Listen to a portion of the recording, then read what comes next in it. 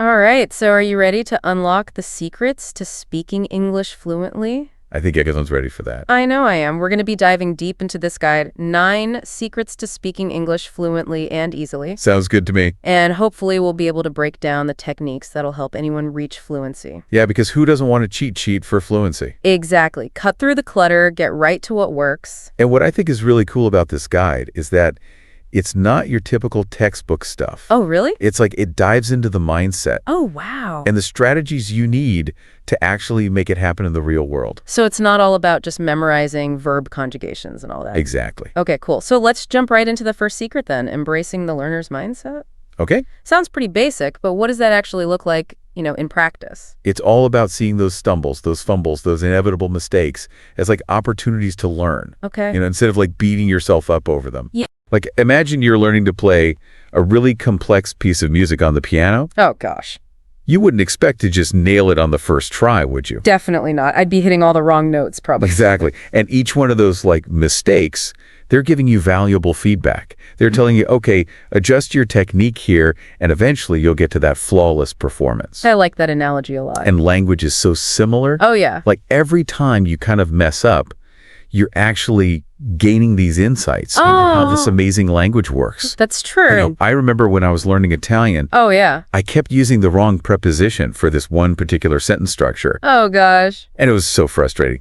But instead of giving up, I decided to really analyze it, like what was going on there. And you know what? I ended up discovering this subtle little nuance that I had completely missed before. Oh, wow. And my understanding of prepositions just like skyrocketed after that.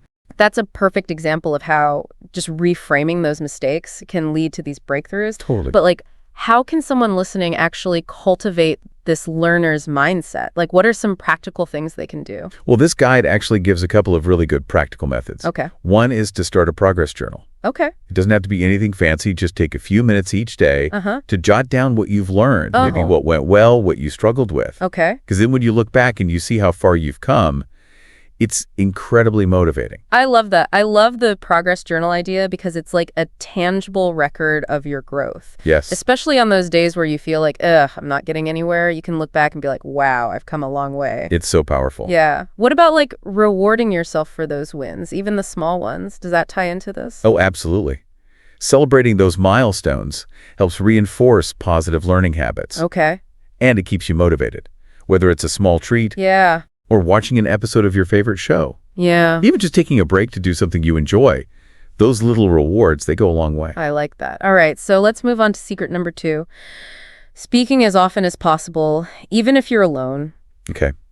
I have to admit, I've definitely caught myself having conversations with my plants in English before. I think we've all been there. But, is that actually helpful? It might sound a little silly, Yeah. but there's actually some solid science behind this. Okay. Because every time you speak, you're engaging those muscles that are involved in producing those specific sounds. I've never thought about that. It's like working out at the gym, but for your vocal cords and your brain. Oh, wow. I remember when I was getting ready for a big presentation in Spanish, Okay.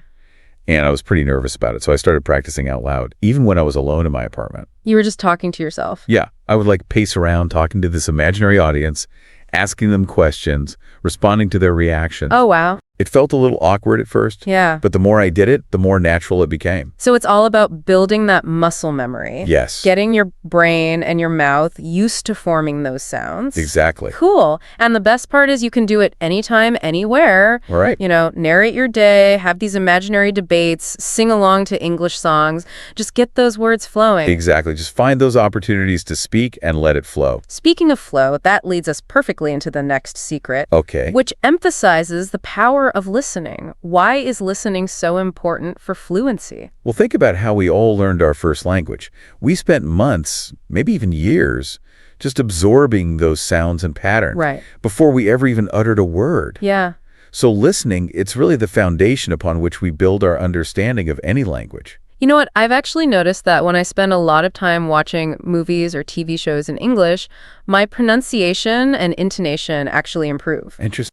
It's like my brain's subconsciously picking up on those nuances. Yeah, it makes total sense. Yeah. It's like you're immersing yourself in the language. Right. Even if it's just virtually. Yeah. And this guide, It actually has some great suggestions for maximizing your listening practice. I'm assuming podcasts are one of them. Oh, podcasts are amazing. I love podcasts. And there's honestly something for everyone. Yeah. Like, if you're interested in news analysis, you could try The Daily from the New York Times. Okay. Or if you want, like, science and storytelling, there's this really cool podcast called Radio Lab. I've heard of that one, yeah. And if you're looking for something a little more humorous, okay. I highly recommend My Dad Wrote a Porno. That sounds hilarious. So funny. Okay, I'll have to check that one out. And of course, we can't forget about music. Of course not. Such a great way to not only pick up new vocabulary and idioms and slang, but also just to kind of get that pronunciation and intonation in a fun way. Right. Because it's way more fun than just doing drills. Yes, exactly. Singing along. So much more enjoyable. Much better. Okay, now let's get into the nitty-gritty of language learning. All right. Secret number 4, chunking and collocations. Love these. Can you break down for us what those are and why they're so important for fluency? Okay, so imagine you're building a house. Okay. It would take forever if you had to lay each brick one by one, right? Yeah, that would be very time-consuming. Chunking and collocations are like having these prefabricated walls and roof sections. Oh. So you could assemble things much faster. Okay. And create a more, like, cohesive structure. I'm liking this analogy. So instead of focusing on individual words, we should be looking for these chunks of language. Yes. And these chunks are called collocations. Okay. They're so common in English. Okay. For example, we say heavy rain. Okay. Not strong rain. Oh, that's interesting. Or make a decision. Yeah. Not take a decision. I see. I think I do that sometimes. And that's where these collocations come in. They help you sound more natural and fluent by using combinations that native speakers just instinctively use. Yeah, because I noticed that sometimes, like, I know all the vocabulary, but I can't quite figure out how to put them together in the right way. Exactly. So how can listeners start incorporating these chunking and collocations into their routine? So one really simple technique is to create what's called a phrase notebook. Okay. So as you're reading or listening and you come across these collocations, just jot them down in your notebook. Okay. Along with their meanings and maybe some example sentences. I like that. And I would assume that these space repetition apps we talked about earlier would also be helpful for this. Oh, they're amazing for this. Yeah. Because space repetition helps move information from your short-term memory to your long-term memory. Okay. By presenting you with that material at gradually increasing intervals. Gotcha. So it's like having a personal trainer, but for your vocabulary. Nice. Okay, let's move on to secret number 5, and this one might be reassuring to our listener. Okay. It's okay to simplify your sentence structures, especially at the beginning. Especially at the beginning? Does that mean we don't have to worry about grammar? No, grammar's still important. Okay. But fluency isn't about trying to build these, like, super complex sentences right away. Right. Actually, using shorter, simpler sentences can make you sound more confident and more fluent. Interesting. Especially when you're still developing your skills. So it's more about clarity and conciseness than trying to, sound super smart with your grammar. Exactly. Imagine you're explaining, like, a really complex concept to someone. Okay. It's way easier to understand if you break it down into smaller, bite-sized chunks. Right? Yeah, for sure. I definitely get caught up sometimes trying to construct these elaborate sentences, and it just ends up sounding confusing. It happens to the best of us. Yeah. So there's a really simple technique from the guide. Okay. You start with a basic sentence. Uh-huh. Like, I enjoy reading. Okay. Then you gradually add details and complexity. Oh, I like that. So you could say, I enjoy reading books about history. Okay. And then expand it further. I enjoy reading books about history, especially biographies of influential leaders. So you're building upon that simple sentence. Yes. Without making it overly complicating. Exactly. So it's finding that balance between clarity and complexity. Yes. And, starting simple and then gradually working your way up. That's the key. And don't be afraid to experiment and see what feels more natural for you. Yeah. You might find that certain sentence structures are easier for you to produce than others. Right. The important thing is to keep practicing, keep refining those skills. Practice makes perfect, as they say. Or at least progress. Or at least progress, yeah. That's the goal. Exactly. Welcome back to our deep dive into the secrets of fluent English. So we've already uncovered some really cool strategies so far. Yeah, we're just getting started. But I'm always up for more tips and tricks, you know what I mean? What else does this guide have in store for us? It talks a lot about staying curious. Okay. And like making your learning engaging. I can definitely see how that would be important. Like if you're genuinely interested in something, it's got to be way easier to stay motivated, right? Exactly. It's like instead of slogging through those boring textbook exercises, oh, yeah. you're exploring subjects that actually pique your curiosity. Right. Whether it's, technology, sports, global news. Okay. Even something like cooking or fashion. Ooh, fashion. That's a good one. Like, imagine diving into the world of, like, fashion magazines and blogs and documentaries all in English. Yeah. You'd not only be picking up new vocabulary, but you'd also be gaining these insights into, like, cultural trends and perspectives. Totally. That's exactly what it's all about. Okay. And it brings us to another important aspect of fluency, cultural immersion. Oh, okay. Because language is so much more than just, words and grammar. Right. It's a reflection of a culture's values, its history, its way of life. I like that. So by immersing ourselves in English language media, we're kind of getting a deeper understanding of the culture that shapes the language. Yeah, it's like you're getting this backstage pass to how native speakers actually think and express themselves. That's cool. So it's not just about memorizing vocabulary lists. You're connecting with, like, the heart and soul of the language. Yes, exactly. I love those aha moments. When you finally grasp a tricky grammar concept. Yeah. Or you effortlessly use a new idiom in conversation. The best feeling. But this guide really emphasizes, like, acknowledging even the small victories. Yes. Those tiny steps forward that might seem insignificant at the time. Why is that so important? It's all about maintaining motivation and momentum. Okay. Because language learning, it's a marathon, not a sprint. For sure. And there are going to be times when you hit a plateau, you feel discouraged. Yeah, definitely been there. But if you can train yourself to recognize and appreciate those tiny little sparks of progress, Okay. it makes all the difference in staying the course. It's like those fitness trackers that celebrate every 1,000 steps you take. Yes. Even if you haven't quite reached your daily goal yet. Exactly. It's like those little nudges of encouragement. They can be really motivating. Very motivating. And it's important to celebrate those wins in a way that works for you. Yeah. So maybe it's treating yourself to a fancy coffee or watching an episode of your favorite show. Okay. Or just taking a moment to savor that feeling of accomplishment. I like that. Okay, so we've talked about staying curious, immersing ourselves in the culture, celebrating those small wins. Yeah. What about the practical side of things? Like, Okay. how does this guide recommend structuring our study time? It offers this sample weekly plan Okay. that emphasizes a balance between focused study Uh-huh. and then real-world application. I like that. And of course, you can tailor it to your own needs and preferences. Right. But the general idea is to dedicate specific blocks of time Okay. to different aspects of language learning. Got it. So, for example, Mondays could be for grammar review Yes, and maybe practicing conversation with a language partner. perfect. Exactly.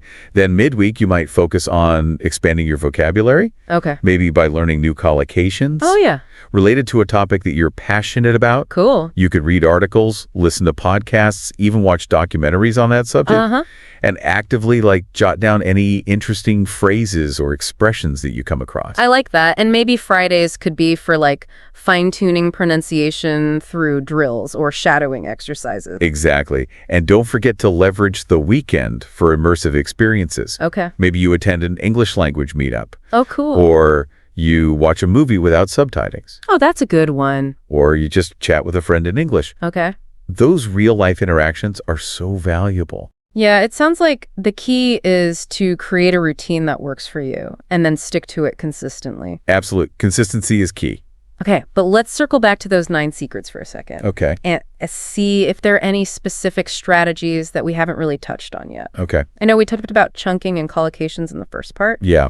Any additional tips on how to really master those? One thing this guide emphasizes is the importance of context. Okay. So don't just memorize collocations in isolation. Uh-huh. Try to encounter them in their natural habitat, so to speak. Okay. Pay attention to how they're used in articles, books, movies, conversations. It's like learning a new dance move. You can watch videos and try to mimic the steps, Yeah. but it's not until you actually get out on the dance floor Yeah. and try it out in a real setting that you truly understand how it works. I love that analogy. That's what it feels like sometimes. Yeah, the more you encounter those collocations in those authentic contexts, Okay. the later you'll understand their nuances and how to use them effectively. Okay, so context is key. What about those of us who tend to overthink our sentences Yeah. and get stuck in grammar land? Oh, yeah. Any advice for overcoming that? The guide reminds us that fluency is not about grammatical perfection. Okay. It's about conveying your message clearly and confidently. Uh-huh. even if your sentences aren't perfectly structured. So it's better to speak like a slightly imperfect sentence fluently Yes, than to stumble over a grammatically perfect sentence. exactly. And remember that technique we talked about earlier, sentence expansion? Oh, yeah. You can start with a basic sentence and gradually add details and complexity as you become more comfortable. I like that. So the key is to prioritize clarity and flow over grammatical intricacy. Especially in spoken English, yes. Gotcha. Okay, I'm curious about those techniques we discussed for refining pronunciation, like reading aloud and shadowing. Yeah, Any additional tips for getting the most out of those? absolutely. When you're reading aloud, try to focus not only on the accuracy of your pronunciation, Okay. but also on the rhythm and intonation of the language. So it's not just about saying the words correctly, but also about capturing that natural flow and expressiveness. It's like adding musicality to your speech. Oh, I like that a lot. And what about shadowing? Okay, so one helpful tip is to break down the audio clip into smaller chunks. Okay. So instead of trying to shadow a whole podcast episode, Right. you could start with a short segment, maybe a minute or two. Okay. Listen to it several times, paying attention to the speaker's pronunciation and intonation. Then pause the audio and try to mimic the speaker as closely as possible. Gotcha. So it's like practicing a short musical phrase on an instrument, Yeah. getting each note and nuance just right before moving on to the next phrase. I love that analogy. It's perfect. And just like with music practice, consistency is key. Okay. Even a few minutes of shadowing practice each day can really improve your pronunciation and fluency over time. I know we've talked about setting SMART goals, but sometimes the sheer scope of language learning can feel overwhelming. Yes. Any advice for like breaking down those fluency aspirations into more manageable chunks? The guide suggests setting smaller, more specific goals Okay. that align with your overall fluency objectives. Okay. So, for example, instead of simply aiming to improve my vocabulary, Yeah. you could set a goal to learn 10 new collocations related to travel each week. I like that that's much more concrete and measurable. Yes, exactly. And it feels much more attainable than just saying, I want to learn all the English words. Right. And it's still contributing to that broader goal of fluency. Exactly. And don't forget to track your progress. Oh, yeah. Whether you use a notebook, a spreadsheet, a language learning app, having that visual representation of your achievements can be so motivating. For sure. Okay, so we've covered a lot of ground in this segment, exploring all these practical tips and strategies for boosting fluency. We have. But before we move on to our final thoughts, Okay. I want to circle back to that concept of balance for a second. Okay. We've talked about balancing focused study with real-world application. Right. But what about balancing the different elements of language learning itself? That's such a good point. Remember that three-legged stool analogy we discussed earlier? Oh, yeah. Fluency is built on that solid foundation of grammar, vocabulary, and pronunciation. Uh-huh.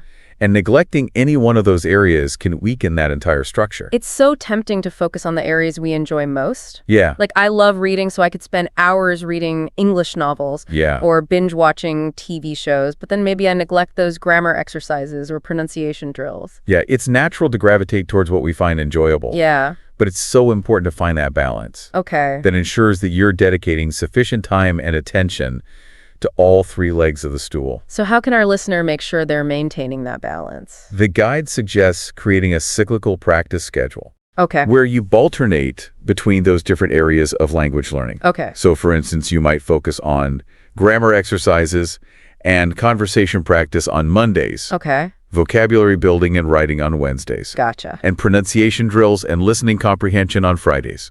So you're cycling through Exactly. and hitting all those different areas. Yes. And of course, you can adjust the schedule to fit your own preferences and learning style. Right. It's all about finding what works for you. That's the key. That's a great reminder because it's so easy to get caught up in one aspect of language learning and neglect the others. Yeah. But just like with a balanced diet, variety is key for overall fluency health. I love that analogy. Variety is key. All right, so here we are at the final part of our fluency deep dive. Yeah, we've explored 9 secrets, a whole bunch of strategies. Now we just got to bring it all together. So it's like our fluency action plan, ready to go to put it all into practice. Exactly. Okay, cool. So what are the key takeaways, the biggest ha moments from this whole guide? You know, one of the most powerful ideas is that fluency. It's not like this finish line you cross. You know? Yeah. It's this ongoing process. It's a journey of discovery and growth. I like that because then you can enjoy the process and celebrate those milestones. Exactly. And it kind of ties in with that whole learner's mindset thing. You know, it's shifting away from that fear of making mistakes Right. to being curious about what you can learn from those mistakes. Yeah. When you're not afraid to stumble, you're more likely to experiment, take risks, Totally. and really immerse yourself. But mistakes can be discouraging sometimes, especially when you feel like you're stuck. Right. So how can our listener, use this guide to kind of break through those plateaus? Well, immersion is key. Okay. This guide really emphasizes surrounding yourself with English as much as possible. Yeah. So podcasts, movies, music, even social media. Yeah, I've been really into documentaries lately. Oh, nice. And there are so many good ones in English. It's like a great way to learn about different topics and improve my listening at the same time. That's awesome. And remember the power of real-world interactions. Right. Whether it's through language exchange apps or conversation clubs or just chatting with friends. Yeah. Those authentic experiences, they're so essential. So it's putting those skills to the test in the real world. Exactly. Which can be a little scary at first, but the more you do it, the more comfortable you'll get. Right. Okay, so let's go back to one of the most practical strategies from the guide, chunking and collocations. Yes. Like, it's such a good way to sound more natural and fluent. I think such. Instead of searching for the individual words, you just have these ready-made chunks. It's like a secret weapon. Exactly. So the more you see these collocations in real situations, the better you'll understand them. Exactly. So it's not just about memorizing those lists. Right. It's about observing how those phrases are used in real life. Yeah. Like noticing how a character in a movie uses a particular phrase. Yeah. Or paying attention to the word combinations in a news article. So paying attention to those little things. Exactly. And for those who get kind of bogged down by the grammar, Yeah. remember fluency. It's not about perfection. So it's okay to start with those simpler sentences. Absolutely. And gradually add that complexity as you get more comfortable. Right. Just focus on getting your message across. Yes. Okay. And then last but not least, those techniques for refining pronunciation, reading aloud and shadowing. Those are good ones. Any final tips to make those even more effective? So when you're reading aloud, try to really embody the language. Okay. Pay attention to that rhythm, intonation, the pauses, the emphasis, like you're an actor delivering a line. Oh, channeling your inner Shakespeare. Exactly. And when you're shadowing, focus on those smaller chunks. Yeah. Listen really closely to how that speaker is shaping those sounds and try to mimic them. Yeah. And don't be afraid to record yourself. And then listen back. Because sometimes it's eye-opening. It's like, whoa, that's what I sounds like. Exactly. And when it comes to staying motivated, remember those specific achievable goals. Those SMART goals, right? Yes. But don't just vaguely aim for fluency. Right. Break it down into those smaller steps. Exactly. So, for example, you could say, I'm going to learn 5 new idioms related to work this week. Okay. Or I'm going to practice shadowing for 10 minutes each day. Okay. Because those concrete targets, they'll help you stay focused. And track that progress, so you can see how far you've come. It's encouraging, especially on those days when you're not feeling so motivated. Totally. Okay, so as we wrap up this deep dive, got to bring it back to balance one last time. Yes. Fluency, grammar, vocabulary, pronunciation. Make sure you're nurturing all three. All 3 legs of the steel. Exactly. So, if you're spending hours and hours on vocabulary, but you're not practicing your pronunciation, Yeah, you got to shift your focus a little bit. got to find that equilibrium. Exactly. And remember, the best way to learn is by doing. Don't be afraid to step outside that comfort zone Right. and use your English in real life situations. Exactly. So ordering food at a restaurant, asking for directions, chatting with a stranger. Yeah, those interactions, they'll build your skills and your confidence. So there you have it. 9 secrets, a ton of strategies, and a reminder. Enjoy the journey. Embrace it. This guy asks a great question. How will you personalize these secrets and make them your own? It's up to you. So reflect on what you learned today and start creating your own path. Remember, language learning's an adventure. Keep practicing, keep exploring, and keep sharing your gift of language. Until next time, happy language learning.